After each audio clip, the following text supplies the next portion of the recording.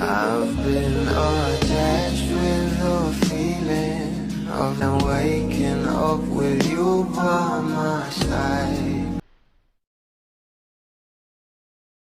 Kahapon nga guys ay pinakabanga tayo sa post ni Darren Espanto na kung saan ay meron nga itong caption na she said yes na pumayag na nga raw magpakasal itong ating Ling kay Stephen para sa kanilang teleserye na Can't Buy Me Love. Alam naman natin na matalik nga silang magkaibigan na talagang itong ating Bel Mariano ay para kay Donnie lamang. At talaga namang meron na ngang sinagot itong ating Donnie sa post ni Darren.